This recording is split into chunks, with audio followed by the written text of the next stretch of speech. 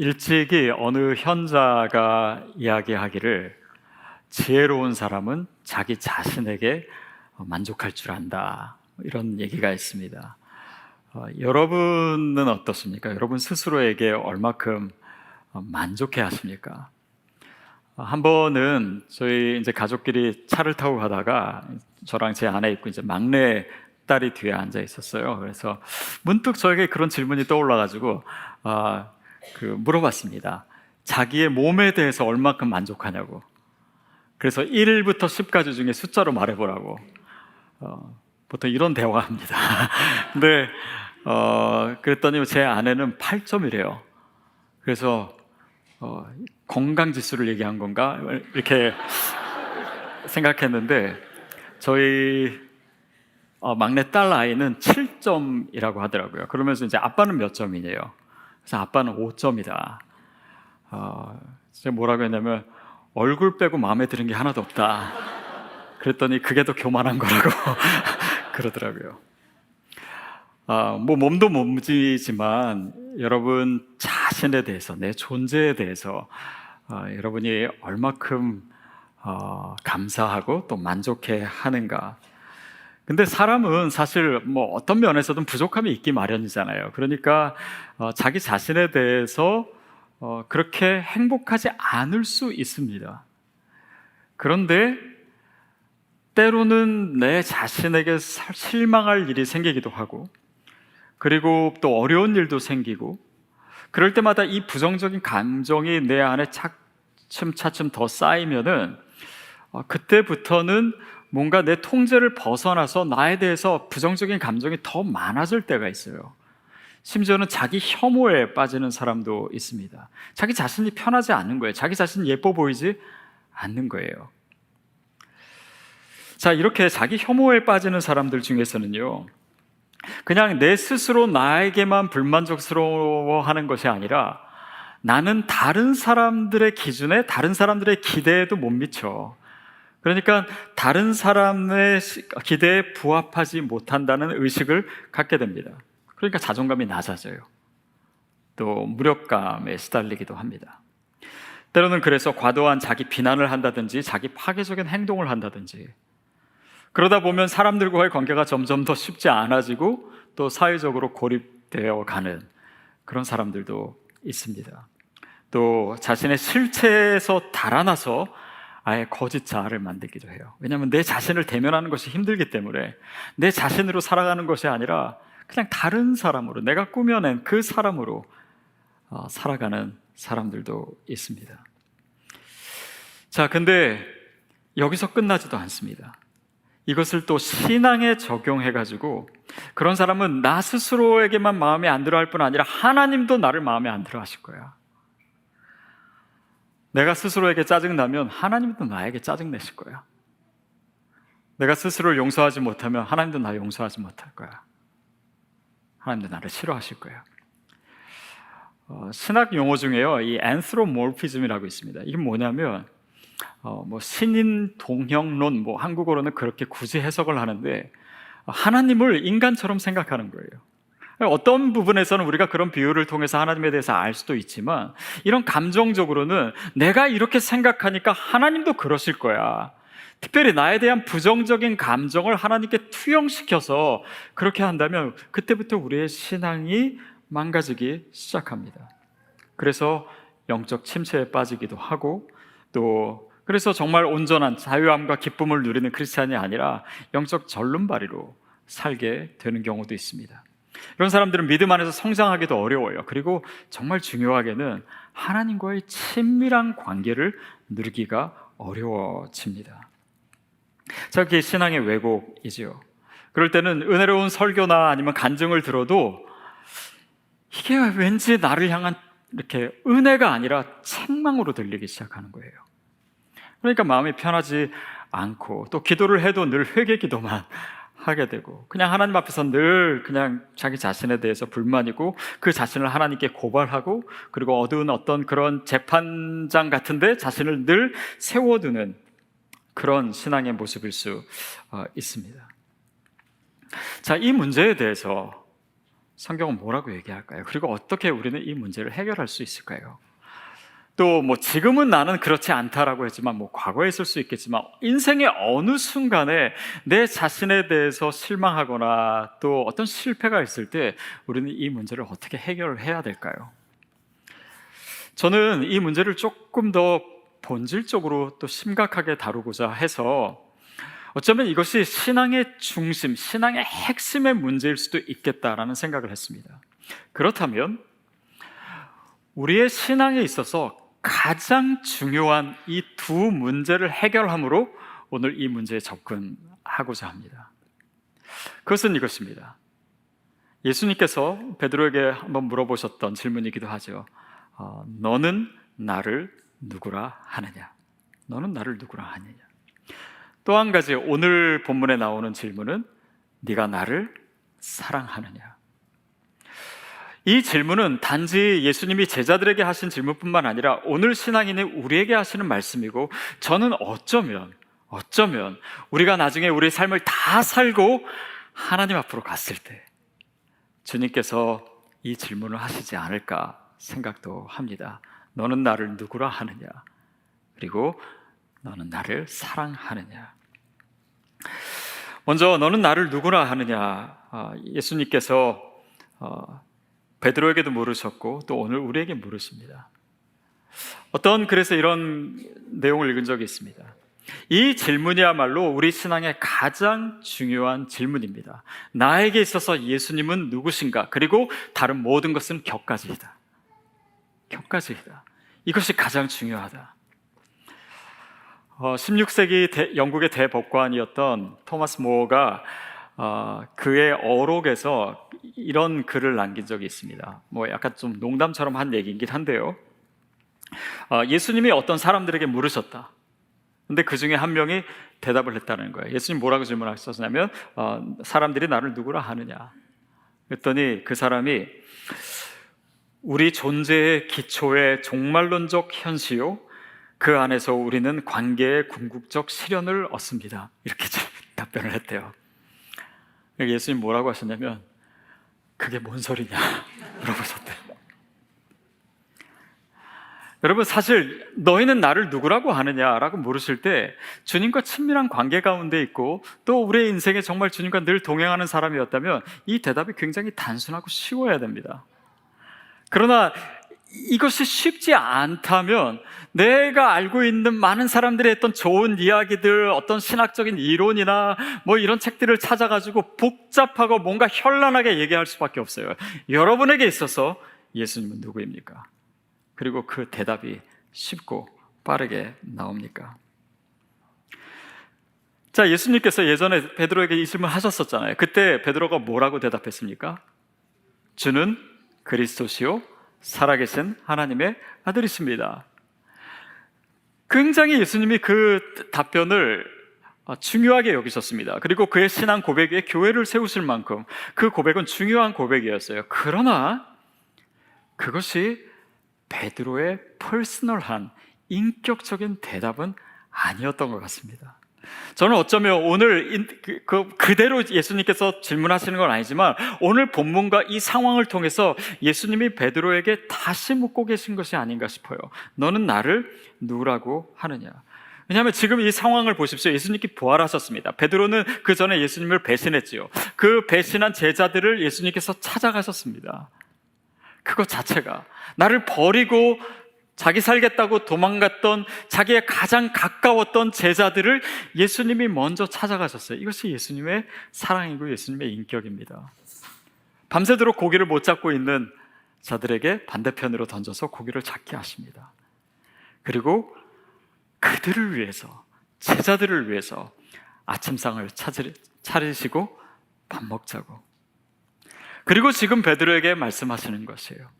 그러니까 이 모든 상황의 느낌을 보십시오. 예수님께서 베드로를 얼마나 여전히 사랑하고 계신지, 얼마나 소중히 여기고 계신지 그분의 인격이 드러나 있습니다. 자, 예수님이 이 상황 속에서 그렇지만요, 그분의 삶을 좀 더 확대해서 생각해 보면은 그분이 주로 만나셨던 분들이 누굽니까? 죄인이요, 뭐 세리요, 뭐 창녀, 뭐 이런 사람들이었잖아요. 바리새인들은 그런 사람들과 상종도 안 하고 그러면 안 된다라고 생각했습니다. 그러나 죄 있는 사람들을 예수님은 늘 같이 대하셨어요. 그들을 사랑하셨습니다. 자, 이것이 무엇을 의미할까요? 그것은 단지 예수님이라고 하는 한 인격체가 어떤 사람들을 좋아하시고 사랑하셨다는 것을 넘어서서 예수님이 이 땅에 오신 이유를 보면 하나님을 계시하시기 위해서 오신 거예요. 그러니까 예수님이 하셨던 또 행하셨던 이 모든 것들이 그분의 인격이 하나님의 사랑을, 그러니까 저와 여러분을 향한, 죄인들을 향한 하나님의 사랑을 예수님께서 드러내고 계신 것입니다. 또한 예수님이 말씀하신 것도, 그의 비유들도 다 생각해보면 그것이에요.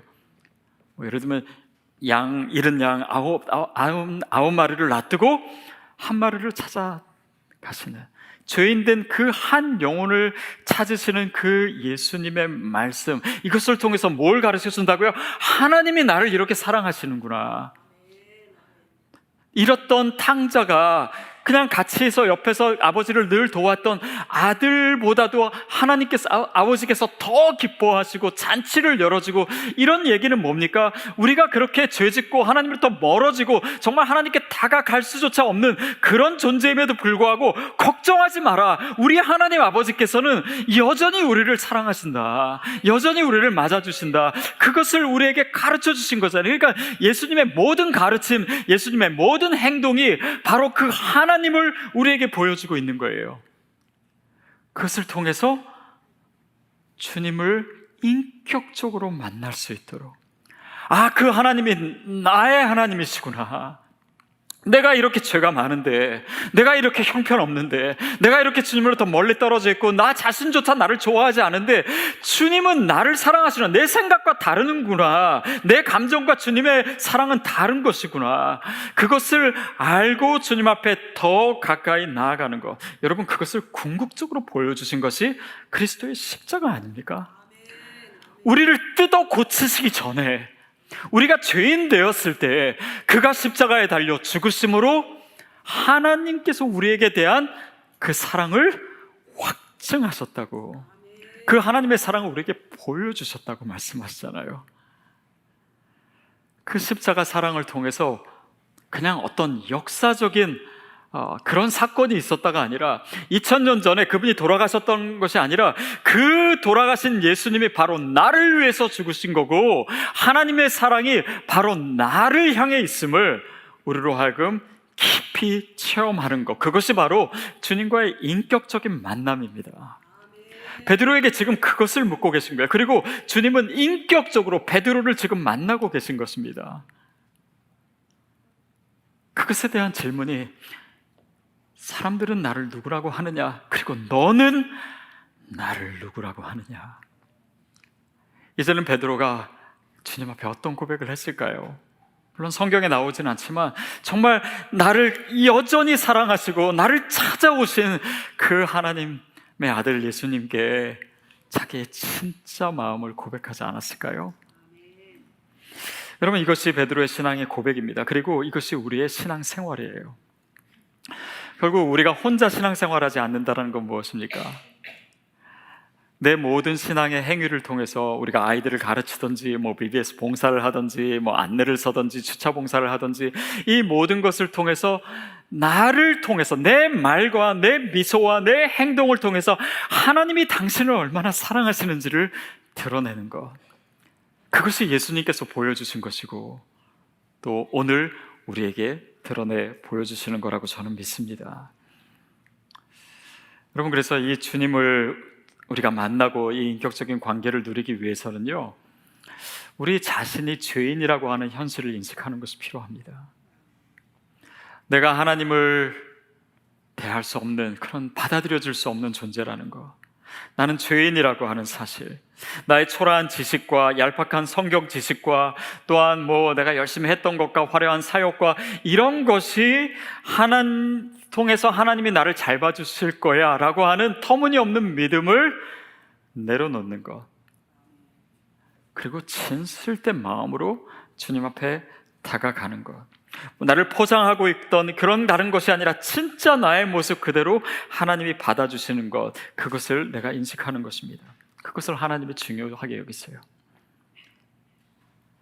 우리가 무엇을 했느냐, 얼마큼 우리가 어떤 거룩하게 살았느냐, 그것도 중요하지만 그것을 넘어서서 우리가 죄 가운데 있을지라도 언제든지 하나님은 나를 긍휼히 여기시는 분이야. 언제든지 내가 탕자처럼 방황했을지라도 내가 돌아가면 언제든지 두 팔 벌려서 나를 맞아주시는 분이 그 하나님이야. 그것을 내가 고백하는 것, 그것을 내가 인식하는 것, 그것을 내가 믿는 것, 그것이 주님이 원하시는 믿음입니다. 그것을 깨달을 때 비로소 주님이 나에게 있어서 누구신가, 그것을 고백할 수 있는 것입니다. 즉, 내가 죄인임에도 불구하고 하나님은 나를 사랑하셔, 이 말도 맞습니다. 그러나 그런 어떤 nevertheless의 그런 이 뉘앙스가 아니라 me with sins, 그러니까 죄가 있는 나, 죄가 있는 이 허물 많은 내 모습, 방황하고 있는 내 모습, 추악한 내 모습, 그 모습을 주님께서는 끌어안으신다라는 거예요. 이것은 하나님께서 죄를 무시하신다거나 아니면 가볍게 여기신다거나 그런 것이 아닙니다. 그러나 그럼에도 불구하고 그 죄로 인해서 내가 주님으로부터 멀어지는 것, 그것이 가슴이 아프신 거예요. 심지어 우리의 삶에 어떤 주님의 슬픔과 책망이 많이 묻어 있을지라도 주님은 우리를 안으시기를 원하십니다. 그때 우리가 고백할 수 있는 주님이 나에게 있어서 누구신지, 그 고백, 그것을 원하시는 것이죠. 자, 오늘 본문 말씀을 우리 다시 한번 읽도록 하겠습니다. 주님이 두 번째 질문이죠. 네가 나를 사랑하느냐를 물으시는 겁니다. 다시 읽겠습니다. 시작. 그들이 조밥 먹은 후에 예수께서 시몬 베드로에게 이르시되 요한의 아들 시몬아, 내가 이 사람들보다 나를 더 사랑하느냐 하시니 이르되 주님, 그러하나이다. 내가 주님을 사랑하는 줄 주님께서 아시나이다. 내 어린 양을 먹이라 하시고, 또 두 번째 이르시되 요한의 아들 시몬아, 내가 나를 사랑하느냐 하시니 이르되 주님, 그러하나이다. 내가 주님을 사랑하는 줄 주께서 아시나이다. 이르시되 내 양을 치라 하시고, 세 번째 이르시되 요한의 아들 시몬아, 내가 나를 사랑하느냐 하시니 주께서 세 번째 내가 나를 사랑하느냐 하심으로 베드로가 근심하여 이르되 주님, 모든 것을 아시오매 내가 주님을 사랑하는 줄 주님께서 아시나이다. 예수께서 이르시되 내 양을 먹이라. 그럼 베드로가 예수님 배신하고 집에 들어가서 얼마나 자기 자신을 한탄을 했을까요? 얼마나 많이 울었을까요? 얼마나 많이 이불 속에서 이불을 찼을까요? 내가 왜 그랬을까? 내가 왜 그랬을까? 주님이 정말 나를 사랑하시는 걸 내가 모르는 것이 아닌데, 내가 그분과 3년 동안 늘 같이 하고 그분의 인격을 알고 그분이 나를 얼마나 아끼시는 것을 내가 아는데 내가 왜 주님을 배신했을까? 그래서 자기 자신을 얼마나 원망하고 어쩌면 자기 자신을 싫어하고 나는 정말 주님의 사랑을 받을 가치가 없어, 그렇게 생각하고 정말 주님으로부터 멀어져 있는 그때에 예수님께서 찾아오신 거잖아요. 그리고 아마도 주님 그렇게 말씀하시지 않으셨을까 싶어요.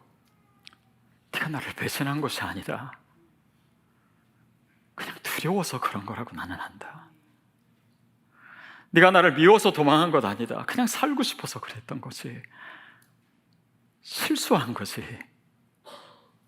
주님은 베드로가 스스로를 이해하는 것보다도 베드로를 더 잘 이해해 주십니다. 그리고 그에게 질문하세요. 요한의 아들 시몬아, 네가 나를 사랑하느냐? 선뜻 내가 주님을 사랑한다라고 대답하지 못합니다. 그러나 이렇게 얘기해요. 내가 주님을 사랑하는 줄 주께서 아시나이다. 이 말은 주님이 내 마음을 아시고 또 주께서 아시는 것을 내가 아는 그런 주님과의 친밀한 관계의 회복을 전제로 하고 있는 것입니다. 내 마음을 주님 아시지 않습니까? 내가 주님을 사랑하는 줄 주님이 아시지 않습니까? 이 친밀하고 이 인격적인 관계야말로 그 주님의 질문에 우리가 제대로 대답할 수 있게 하는 것입니다. 그리고 또 한 번 물으시고 또 한 번 물으시고, 제가 주님을 사랑하는 것을 주님께서 아십니다. 이렇게 반복적으로, 그것도 공식적으로 얘기함으로 인해서 베드로 스스로 자기의 말한 말을 듣고 말함으로써 자기 혐오로부터 벗어나게 해주시는 그 예수님의 사랑과 예수님의 인격, 그 한가운데 지금 베드로가 서 있는 것입니다. 예수님 말씀하시면 그럼 됐다. 내 양을 먹이라. 내 양을 치라. 예수님의 온통 관심은 이거였어요. 네가 과거에 어떤 일을 했든 어떻게 배신했든 지금 어떤 죄 가운데 있든 그것이 나에게 중요한 거 아니다. 네가 나를 사랑하느냐? 그거면 됐다. 내 양을 먹이라. 나와의 사랑의 관계 가운데 있으면 된다. 그렇게 얘기하세요. 여러분, 예수님을 우리가 생각해 보면은 사실 이 두 가지 질문의 그 접점에 예수님도 계셨음을 우리가 알 수 있습니다. 무슨 말이냐면 예수님은 하나님이 자신을 얼마나 사랑하시는지 주님께서는 아셨어요. 그리고 하나님을 그렇게 사랑하셨습니다. 그러니까 하나님의 사랑임을 알고 또 그 하나님을 사랑하는 그 예수님을 통해서 하나님께서 구원의 역사를 베푸십니다. 그러니까 온 세상을 구원하시는 그 구원의 역사가 바로 이 고백 위에 서 있는 것이에요. 베드로의 삶을 보십시오. 베드로도 이 사건을 통해서, 그러니까 자기가 배신했기 때문에 오히려 정말 주님의 사랑을 더 깊이, 주님의 용서를 더 뼈저리게 체험할 수 있었던 것입니다. 그래서 너에게 있어서 내가 누구냐에 대해서 베드로가 인격적으로 대답할 수 있었고, 그리고 나 또한 주님을 사랑합니다. 내 양을 치라. 다시 말하면 베드로의 삶에서 그 이후로 나타나는 모든 능력은요, 바로 이 고백에서 나오는 능력이라고 저는 믿습니다. 그 사랑의 능력이에요. 그러니까 베드로를 통해서 수많은 사람들이 복음을 듣고 수천 명의 사람들이 세례를 받고 정말 이스라엘 전체를 흔들어 놓고 인류의 역사를 바꾸는 그 위대한 일에 베드로가 사용될 수 있었던 것입니다. 저와 여러분이 오늘 이 두 질문 앞에 있습니다. 주님과의 인격적인 만남, 나의 죄인됨과 나의 부족함과 나의 허물과 나의 상처와 나의 슬픔과 이 모든 것에도 불구하고 나를 사랑하신 그 주님께, 주님은 나에게 있어서 아빠이십니다. 주님은 나에게 있어서 오랜 친구이십니다. 주님은 절대 실패하지 않는 사랑으로 나를 붙들고 계시는 분이십니다. 그것을 고백할 수 있고 나 또한 주님을 사랑합니다. 그렇게 고백할 수 있을 때 그 삶을 통해서 하나님께서 일하시는 것입니다. 제가 등록 과정에서도 늘 여러분과 나누는 것이지만 우리 신앙생활에 있어서 결국 이 주님의 질문에 어떻게 대답하는가, 내가 주님을 사랑하는가, 그것이 우리 신앙의 전부가 아닙니까? 우리가 말씀을 읽는 이유는 무엇입니까? 우리가 눈에 보이는 것에 치우쳐서 살아가다 보면 이 상황 때문에, 아니면 내 자신에게 실망해서 하나님이 나를 얼마나 사랑하시는지를 우리가 잊고 살기에, 오늘도 이 말씀 가운데서 하나님이 나를 얼마나 사랑하시는지 그 사랑의 음성을 듣는 시간입니다. 성경을 읽으면서 너는 나를 누구라고 하느냐, 그 음성에 대답할 수 있도록 우리 기도 시간을 통해서 내가 주님을 사랑합니다. 주님께서 내 삶에 원하시는 것을, 내가 주님을 사랑하기 때문에 나를 사랑하는 자는 나의 계명을 지키리라. 주님께 내 사랑으로, 내 삶으로 응답하는 것, 그것이 우리의 삶이고, 결국 이 모든 과정을 통해서 주님을 사랑하게 되고 마지막에 예수님께서, 신랑 되신 예수님께서 오실 때 신부되는 우리가, 신부되는 교회가 예쁘게 단장하고, 결국 무엇입니까? 주님을 얼마나 사랑하는가, 그것이 우리에게 단장이 아닐까요? 그래서 그 영원한 나라에서 신랑 되신 예수님과 그 영원한 기쁨을 누리며 살아가는 것, 저는 그것이 저와 여러분을 향한 하나님의 부르심이라고 믿습니다. 오늘 우리의 처한 어려운 상황 때문에, 아니면 나의 실수 때문에, 또 나의 죄 때문에 주님의 사랑을 잠깐이나마 의심하고 있었다면 오늘 그 하나님의 사랑이 다시 회복되기를 바랍니다. 그리고 주님께 이 아름다운 고백으로 다시 더 가까이 나아가시는 여러분 되기를 주님의 이름으로 축복합니다.